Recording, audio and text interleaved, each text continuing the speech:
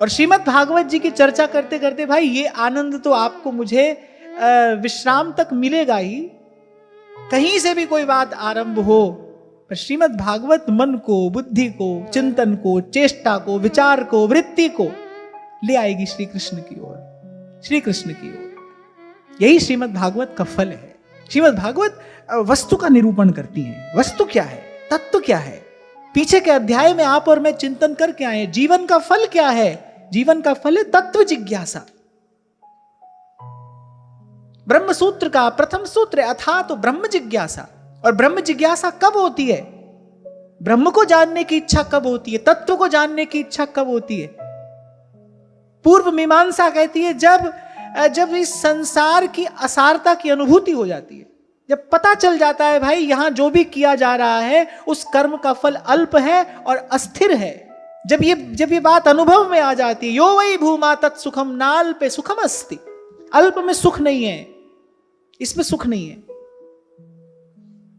और जितने भी आचार्य हैं सब एक बात तो सभी कहते हैं ना भाई, संसार दुख रूप है पर इस दुख से मुक्ति का साधन है।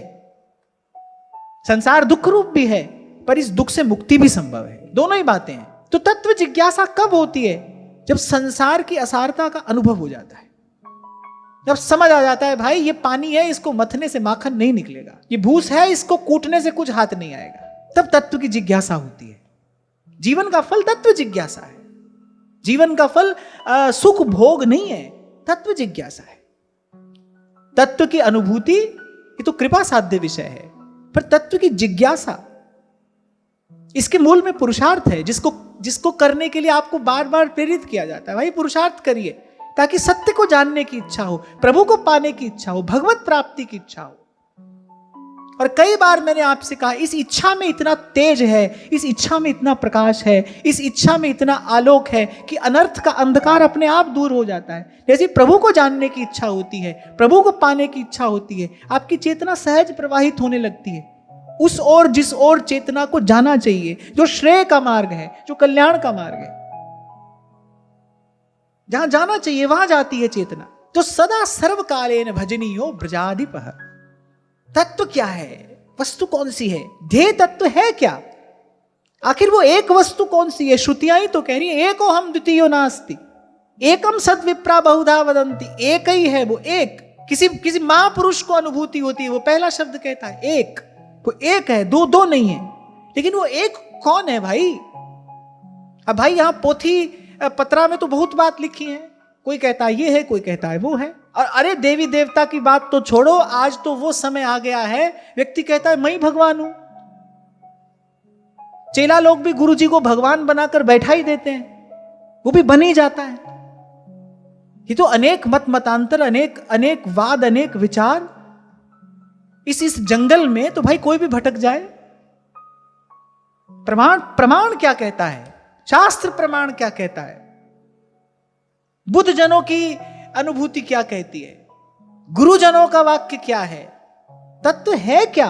वो है कौन जिसको सबने एक कहा है? भाई वो एक है कौन? निर्गुण है या सगुण है, या निर्गुण और सगुण दोनों है, या निर्गुण और सगुण दोनों होता हुआ दोनों से न्यारा है? भाई वो है कौन? श्रीमद् भागवत उसका निर्णय करती है। इसीलिए श्रीमद् भागवत की महिमा है कि ये अन्य किसी बात की तरह आपको उलझाती नहीं है। इसीलिए तो नारद जी ने भगवान वेद व्यास से कहा, बोले ये सब बात आपने लिख दी लेकिन इससे तो मन उलझ जाएगा ना।